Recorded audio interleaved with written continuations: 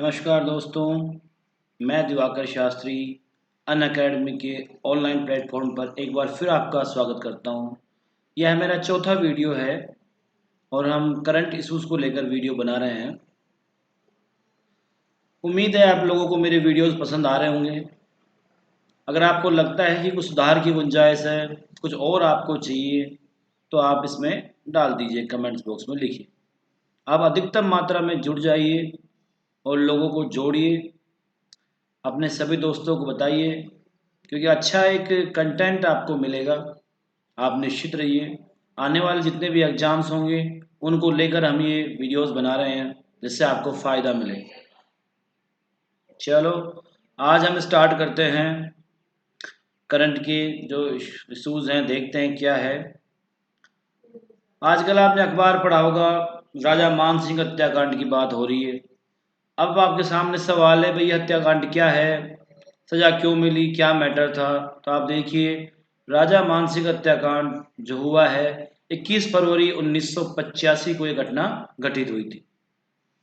हुआ ये था कि राजा मान सिंह भरतपुर राजवंश से जुड़े हुए थे और इस जो राजा मान सिंह थे इनके क्षेत्र में वहाँ तत्कालीन सीएम शिवचरण माथुर जी को एक सम्मेलन करना था, एक सभा करनी थी। तो उस वक्त की जो कांग्रेसी लोग थे उन्होंने भरतपुर राजवंश के झंडों को उखाड़ दिया था। इसके विरोध में राजा मान सिंह जी अपनी गाड़ी लेके गए और शिवचरण माथुर जी का जो हेलीकॉप्टर था उसको, जो जोगा बोलते हैं, उसको टक्कर मार दी, तोड़ दिया उसको। उसके बाद में इन्होंने क्या किया, मान सिंह जी ने जो मंच था, शिवचरण माथुर जी का मंच जहां पर ये सम्मेलन होना था, उसको भी तोड़ दिया। अतः टूटे मंच से ही शिवचरण माथुर जी को ये सभा करनी पड़ी। बाद में ये हत्याकांड हो गया। इसके विरोध में जो ये शिवचरण माथुर जी ने जो हत्याकांड हुआ मान सिंह का, तो शिवचरण माथुर जी को 2 दिन के अंदर अंदर ही क्या देना पड़ा, इस्तीफा। और तब नए सीएम बनाए गए हीरालाल देवपुरा। तो आप ध्यान रखिए, राजा मान सिंह हत्याकांड का फैसला हाल ही में आया है। यह हत्याकांड 1985 में हुआ था और इसमें मथुरा हाई कोर्ट ने डीएसपी कान सिंह भाटी और 11 पुलिसकर्मियों को दोषी पाया गया। ध्यान रखिए आप, इस हत्याकांड में डीएसपी कान सिंह भाटी और 11 पुलिसकर्मियों को दोषी पाया गया है। इस हत्याकांड के 2 दिन के अंदर अंदर ही शिवचरण माथुर जी को, जो सीएम थे तत्कालीन, उनको इस्तीफा देना पड़ा और तत्कालीन नए सीएम हीरालाल देवपुरा जी को बनाया गया। तो आप ध्यान रखिए, राजा मानसिंह हत्याकांड क्या है। अब है वृक्षमण अभियान। क्या है? वृक्षमण अभियान। देखिए साहब, ये जो वृक्षमण अभियान है, ये जो वृक्षमण अभियान है,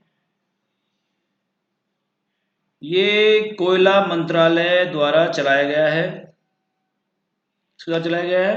कोयला मंत्रालय। ध्यान रखिए, वृक्षमण अभियान कोयला मंत्रालय की योजना है। इसमें 3 क्षेत्र बटे हुए हैं। इसमें क्या किया गया है कि जो जितने भी कोयला खदानें हैं, कोयला खान हैं, कार्यालय हैं, जितने भी खाने हैं, कार्यालय हैं और जितनी भी कॉलोनियां हैं, उनमें बड़े पैमाने पर वृक्षों को लगाना है। ध्यान रखिए, वृक्षमण अभियान क्या है, आपको ध्यान रखना है। कोयला मंत्रालय की एक योजना है जिसमें खानों, कार्यालयों और कॉलोनियों में बड़े पैमाने पर वृक्षों को लगाना है। इस अभियान का जो नारा है, इस अभियान का जो नारा है वो है गोइंग ग्रीन। अभियान का जो नारा दिया गया है गोइंग ग्रीन, यानी कि चारों तरफ हरा भरा करने का एक प्लान है। ठीक है, यह योजना 23 जुलाई 2020 को आरंभ की गई। कब आरंभ की गई? 23 जुलाई 2020 को। और इस योजना को अमित शाह ने 38 जिलों को 130 स्थानों के लिए शुभारंभ किया है। ये ध्यान रखिए। दोबारा बता रहा हूं आपको, वृक्षमण अभियान क्या है? कोयला मंत्रालय की योजना है जिसके माध्यम से जितने भी खाने हैं कोयला की, जितने भी कार्यालय हैं, जितने भी कॉलोनियां इन्होंने काटी है, बना रखी है, यहाँ जो रहते हैं, उन क्षेत्रों को बड़े पैमाने पर वृक्ष लगाकर हरा भरा कर देना है। इनका नारा है गोइंग ग्रीन। ठीक है, आरंभ की गई है 23 जुलाई 2020 को। अमित शाह जी ने इस योजना को शुभारंभ किया है और 38 जिलों के 130 से अधिक स्थानों के लिए योजना शुभारंभ की गई है। अब आपका अगला क्वेश्चन है साहब, हाल ही में किस देश ने अपना पहला सैन्य संचार उपग्रह एनासिस 2 लॉन्च किया? ध्यान रखिए, हाल ही में किस देश ने अपना पहला सैन्य संचार उपग्रह एनासिस 2 लॉन्च की? ध्यान रखिए, एनासिस 2 को लॉन्च किया। इसका नाम है, देश का नाम है दक्षिण कोरिया। ध्यान रखिए भाई, देश का नाम क्या है? दक्षिण कोरिया। ऐसा तो कुल की बात यह है, हाल ही में किस देश ने अपना पहले संचार उपग्रह लॉन्च किया? एनासिस 2, दक्षिण कोरिया। आगे बढ़ते हैं, ध्रुवस्त्र क्या है? ध्रुवस्त्र क्या है? आपने पहले एक नाम सुनाओ, हेलिना हुआ करती थी। क्या हुआ करती थी? हेलिना। अब हेलिना एक एंटी टैंक मिसाइल थी और ये भी वही चीज है, ध्रुवस्त्र। तो ध्रुवस्त्र एक एंटी टैंक गाइडेड मिसाइल है, पहली बात। दूसरा, पहले इसका नाम जो था वो हेलिना था, लेकिन अब नया नाम किया है ध्रुवस्त्र। इसका जो परीक्षण है, हाल ही में इसका परीक्षण किया गया है। हाल ही में इसका क्या किया गया है? परीक्षण। और परीक्षण हुआ है उड़ीसा के बालासोर तट से, बालासोर से। बालासोर में क्या है? मिसाइलों का परीक्षण किया जाता है। बालासोर में किसका परीक्षण होता है? मिसाइलों का। और यहाँ पे क्या है? एकीकृत प्रशिक्षण रेंज स्थित है। क्या स्थित है यहाँ पे? एकीकृत प्रशिक्षण रेंज। तो आपको ध्यान रखना है, ध्रुवस्त्र एक एंटी टैंक गाइडेड मिसाइल है जिसका पहले नाम हेलेना था। हाल ही में इसका परीक्षण उड़ीसा के बालासोर से किया गया है और बालासोर से मिसाइलों का परीक्षण किया जाता है। बालासोर में एकीकृत परीक्षण रेंज स्थित है। ध्यान रखिए, जो भारत है, जैसे मान लो कि ये भारत हो गया सब, अब यहां पर है बालासोर और यहां पर है आपका श्री हरिकोटा, श्री हरिकोटा। मोस्टली यहां से उपग्रह को लॉन्च किया जाता है, सैटेलाइट छोड़े जाते हैं और यहाँ से जितनी भी अपनी मिसाइलें होती है, चाहे नाग हो, अग्नि हो, चाहे आपका त्रिशूल हो, धनुष हो, कोई भी मिसाइल हो, उसको यहाँ से छोड़ा जाता है। और यानों का जो प्रशिक्षण होता है, PSLV, GSLV, उनको श्रीहरिकोटा से प्रक्षेपित किया जाता है। ये आप ध्यान रखना। एंटी टैंक गाइडेड मिसाइल क्या होती है? यह टैंकों को उड़ा देती है। ठीक है, आगे बढ़ते हैं। अब है G20 सम्मेलन। यह पहली बार हो रहा है जब G20 का वर्चुअल सम्मेलन होगा। क्या सम्मेलन होगा? वर्चुअल। फर्स्ट टाइम है जब G20 का वर्चुअल सम्मेलन होगा। ठीक है जी। और इस बार आपको ध्यान रखना है, जो G20 की थीम है या G20 का जो विषय है वो क्या रखा गया है? सभी के लिए 21वीं सदी के साकार अवसर। क्या रखा गया विषय, थीम? सभी के लिए 21वीं सदी के साकार अवसर। अब आपको ध्यान रखना है, इस सम्मेलन में भारत के केंद्रीय इस सम्मेलन में भारत के केंद्रीय सूचना एवं प्रौद्योगिकी मंत्री इस सम्मेलन में भारत के केंद्रीय सूचना प्रौद्योगिकी मंत्री श्री रविशंकर प्रसाद इस सम्मेलन को वर्चुअली संबोधित करेंगे। ठीक है जी। 3 बातें हो गई अब तक। G20 सम्मेलन, ध्यान रखना है, पहली बार G20 सम्मेलन का आयोजन वर्चुअल होगा, ओनली नेट के माध्यम से, वीडियो कॉन्फ्रेंसिंग तरीके से मान लो आप इसको। इस G20 सम्मेलन की जो थीम है, सभी के लिए 21वीं सदी के साकार अवसर है। और इस सम्मेलन में भारत की तरफ से रविशंकर प्रसाद संबोधित करेंगे और इस सम्मेलन का जो नेतृत्व कर रहे हैं वो है सऊदी अरब, क्योंकि सऊदी अरब इस बार इस सम्मेलन के अध्यक्ष हैं। तो जो अध्यक्ष होता है वही इस सम्मेलन का नेतृत्व करता है। सब 3 बातें दी होगी। अब आपके मन में सवाल आ रहा होगा कि G20 क्या है। तो सब G20 क्या है? G20 उभरती हुई अर्थव्यवस्थाओं प्लस विकसित अर्थव्यवस्थाओं का एक समूह है। ध्यान रखिए, यहाँ मैंने 2 शब्दों का यूज किया है। G20 क्या है? उभरती हुई अर्थव्यवस्थाएं, जितनी भी उभरती हुई डेवलपमेंट कंट्रीज है, भारत, ब्राजील, दक्षिण अफ्रीका, अर्जेंटीना, रसिया, चाइना, दक्षिणी कोरिया, उभरती हुई अर्थव्यवस्थाएं बोलते हैं इनको। तो उभरती हुई अर्थव्यवस्थाएं प्लस और कौन से देश हैं? डेवलपमेंट कंट्रीज, विकसित देश। विकसित देशों में हम जो काउंट करते हैं, जापान है, यूएसए हैं और यूरोपीय अर्थव्यवस्थाएं इसमें आती हैं। हाल ही में इनके मानक बदले जाने चाहिए क्योंकि अब स्थितियां दूसरी हैं, लेकिन फिर भी आप ध्यान रखिए G20 उभरती हुई अर्थव्यवस्थाओं प्लस विकसित अर्थव्यवस्थाओं का एक समूह है, जिसका न तो कोई कार्यालय होता है, न कोई स्थान है, न कोई मंच है।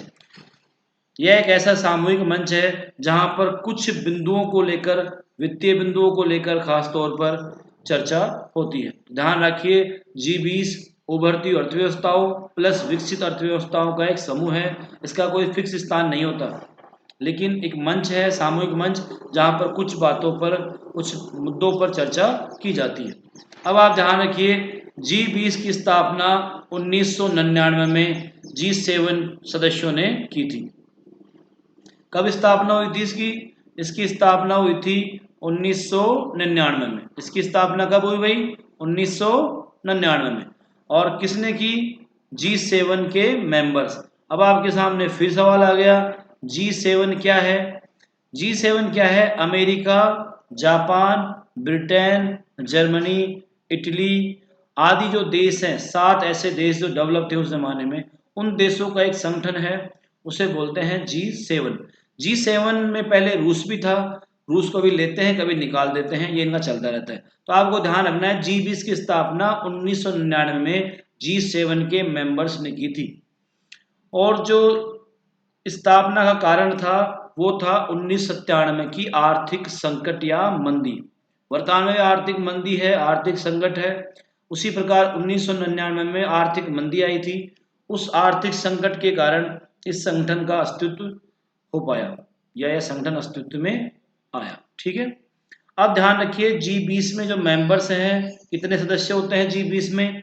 भारत सहित 19 तो देश हैं और एक यूरोपियन संघ है। यूरोपियन संघ अपने आप में काफी बड़ा है, बहुत सारे देश हैं, तो काफी देश हो गए। लेकिन अगर आपको पूछे तो कितने देश है G20 में? 20। कौन कौन? भारत सहित 19 प्लस यूरोपीय संघ। हाल ही में एक और चर्चा का बात हो गई है, चर्चा का विषय है कि अमरनाथ यात्रा रद्द कर दी गई है। पहली बार हो रहा है काफी दिनों बाद कि अमरनाथ यात्रा को रद्द किया गया, और इस रद्द होने का कारण था कोरोना।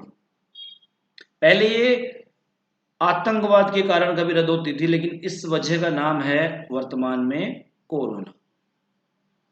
कोरोना के कारण हाल ही में होने वाली जो अब चलती थी यात्रा, उसको रद्द कर दिया। तो आपको ध्यान रखना है, इस बार की अमरनाथ यात्रा नहीं होगी। इसको लेकर जो गाइडलाइन जारी की गई है वो अमरनाथ श्री साइन बोर्ड और उपराज्यपाल जो वहाँ के प्रशासक हैं, उपराज्यपाल या प्रशासक गिरीश चंद्र मुर्मू ने जारी की है।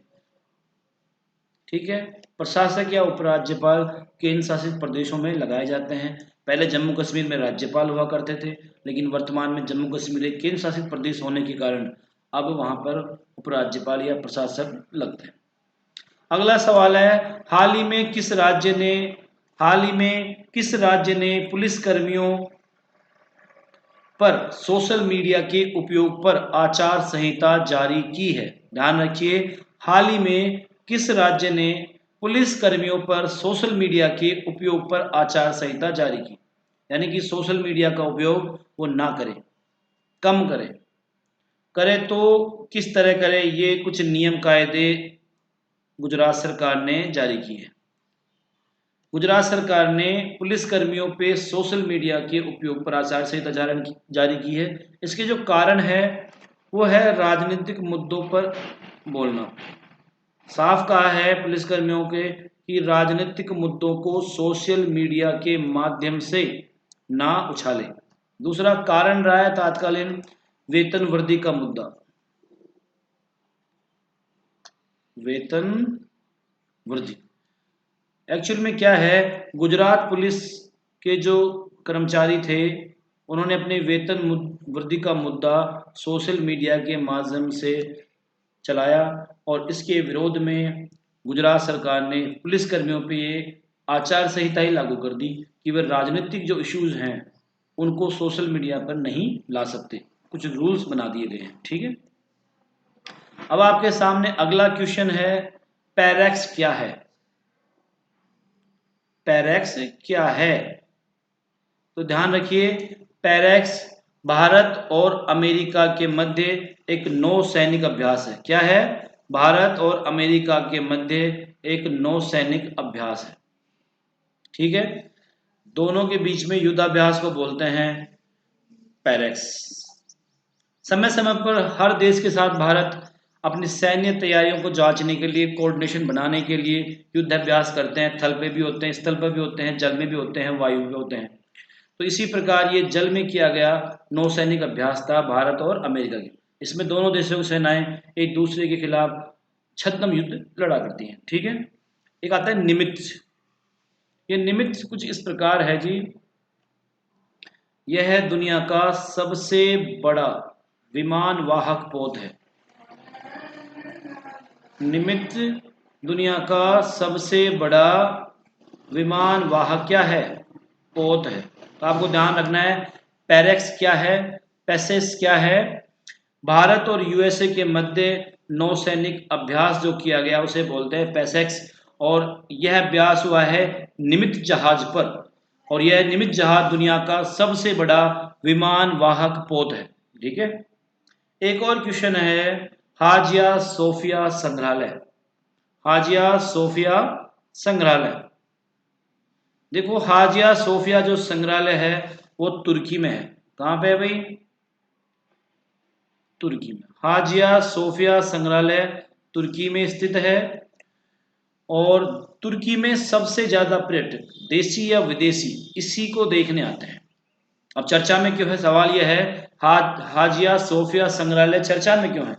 तुर्की में, पहली बात ध्यान रखना, और तुर्की का सबसे ज्यादा देखे जाने वाला ये पर्यटक स्थल है, ठीक है। अब चर्चा में यह है, पहली यह ऑर्थोडॉक्स चर्च या ईसाई इमारत थी।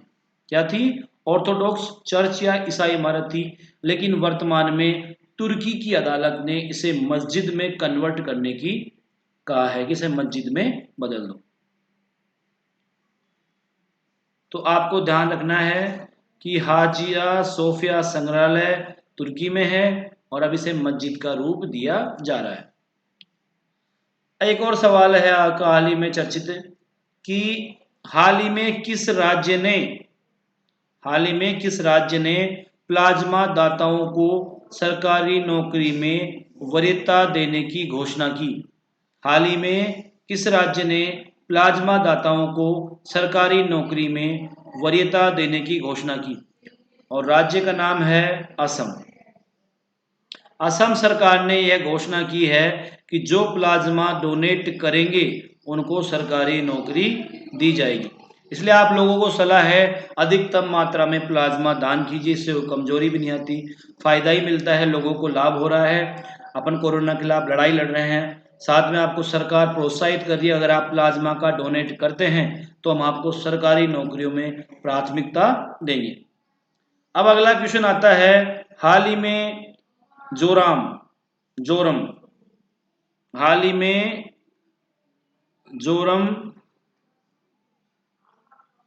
में जोरम मेगा फूड पार्क का उद्घाटन किस राज्य में किया गया है? ध्यान रखिए, जोरम मेगा फूड पार्क का उद्घाटन मिजोरम में किया गया है।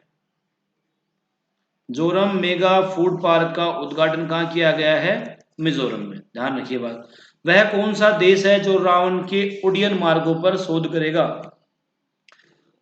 माना जा रहा है श्रीलंका ये मान चुका है, इसका मतलब ये होता है कि रावण के पास पुष्पक विमान था, और इससे हमारी थ्योरी को बल मिलता है कि हमारी टेक्नोलॉजी पहले ज़्यादा विकसित थी।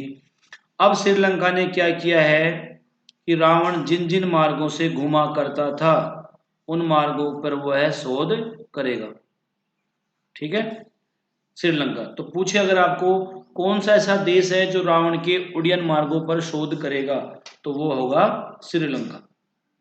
अगला क्वेश्चन है, हाल ही में नवीन छतरी रोजगार योजना, हाल ही में नवीन रोजगार छतरी योजना, नवीन रोजगार छतरी योजना किस राज्य ने शुरू की? तो ध्यान रखिए, नवीन रोजगार छतरी योजना उत्तर प्रदेश ने शुरू की है। किसने शुरू की है? उत्तर प्रदेश ने।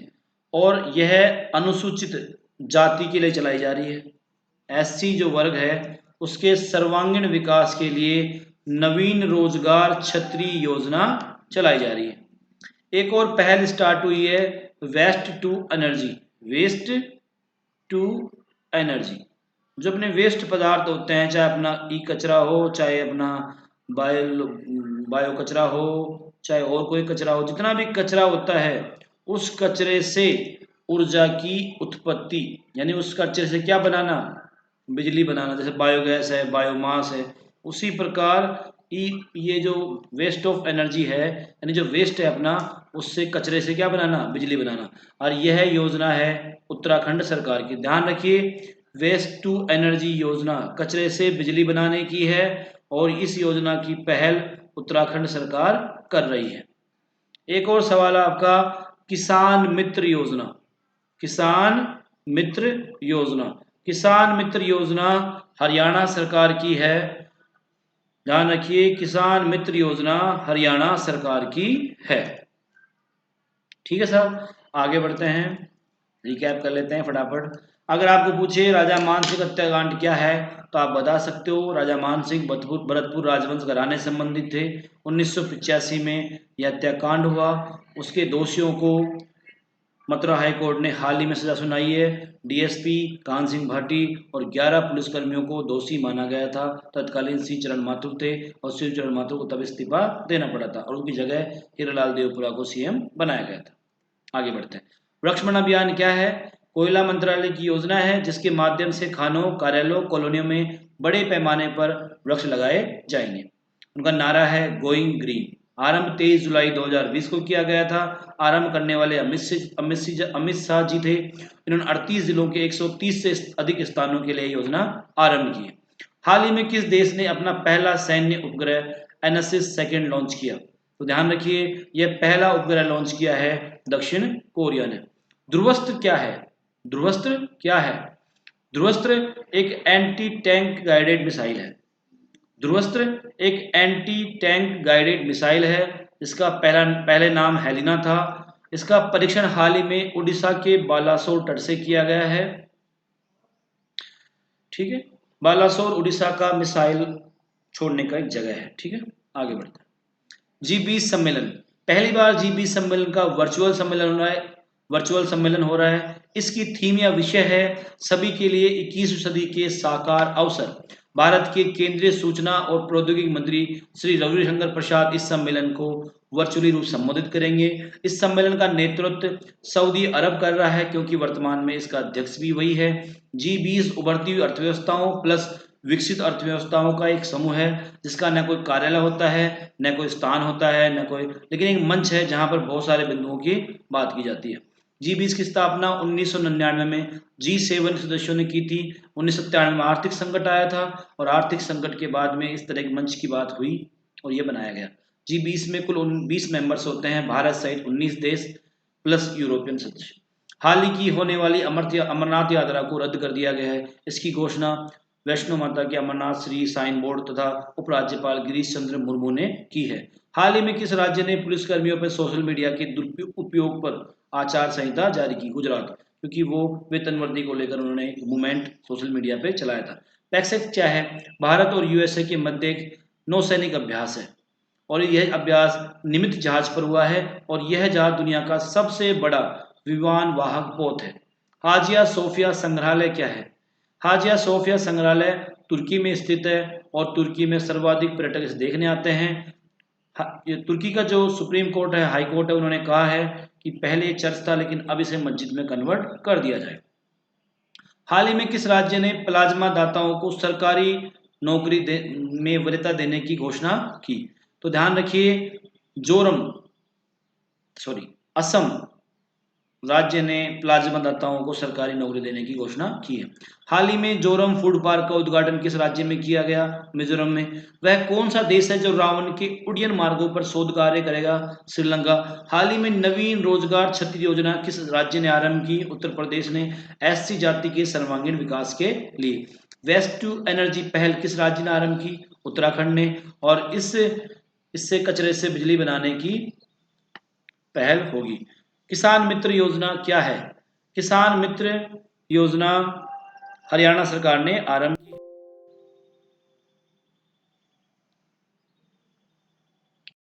ठीक है साहब, आगे बढ़ते हैं। तो दोस्तों, ये हो गया आज का आपका करंट। कल हम एक नया टॉपिक लेके आएंगे करंट का। आप अपने फीडबैक्स देते रहिए। अगर आपको कुछ सुधार की आवश्यकता है, कुछ जानना है, कुछ अपने हिसाब से पढ़ना है तो बता सकते हो करंट में, उसको आपको पढ़ाया जा सकता है। आप लोग जुड़ जाइए, अधिकतम मात्रा में सब्सक्राइब कीजिए और आपको अगर जिस भी विषय पर करंट के इश्यूज चाहिए तो उसमें लिख सकते हैं कि आप इनको तैयार कर के हमें बता दीजिए सर, समझा दीजिए, तो हम आपको समझा देंगे। आपके कोई सवाल हो तो आप भेज सकते हैं, उनको भी हम आपके लिए पेश कर देंगे। और भी कोई आपको जिज्ञासा हो, जानकारी हो तो वो भी क्वेश्चन आप भेज सकते हैं। ठीक है, नमस्कार।